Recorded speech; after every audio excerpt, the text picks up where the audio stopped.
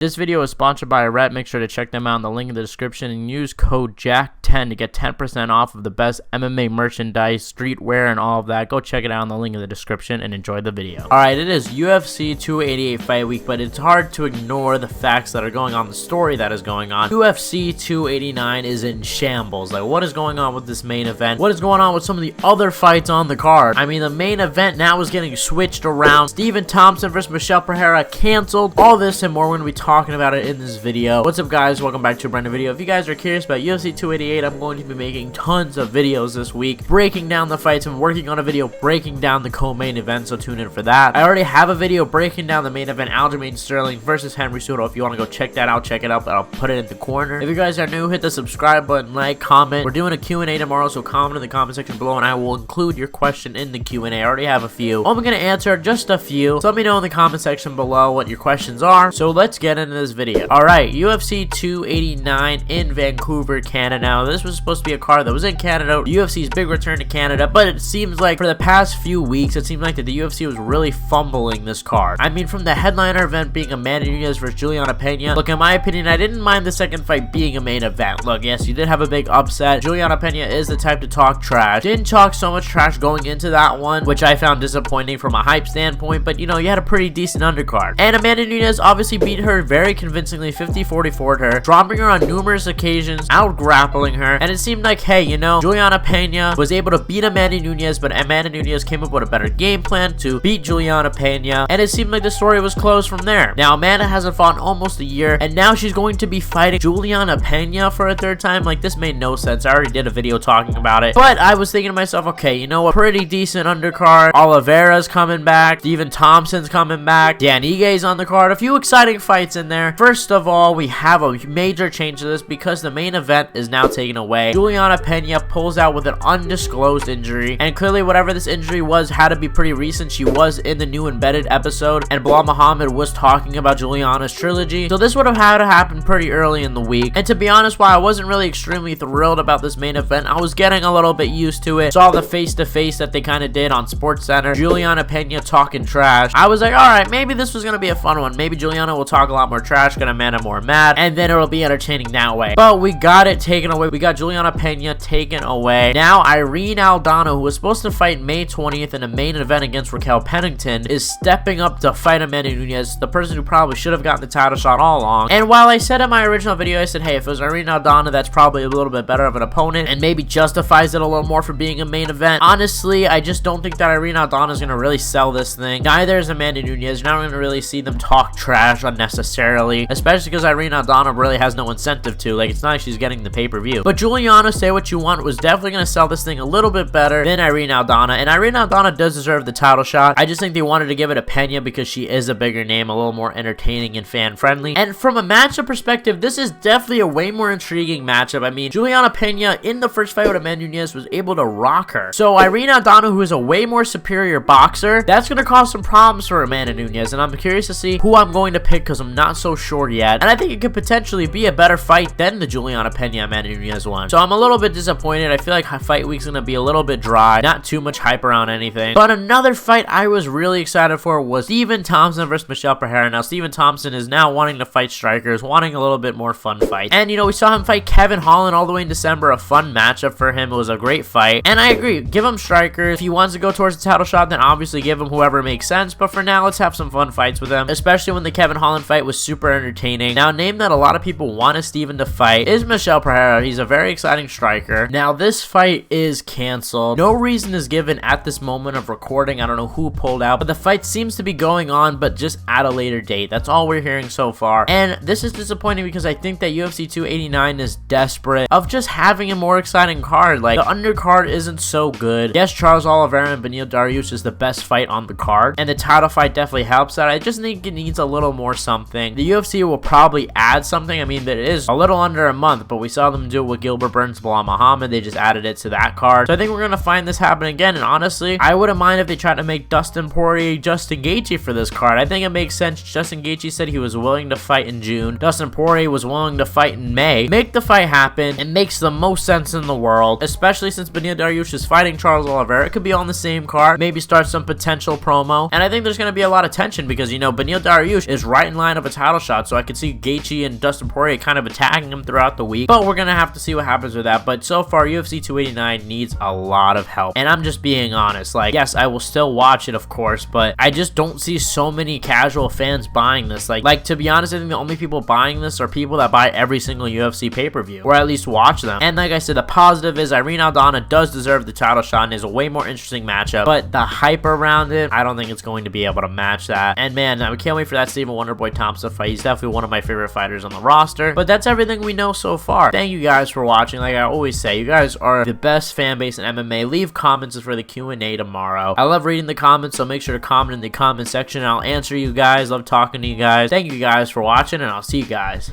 in the next one.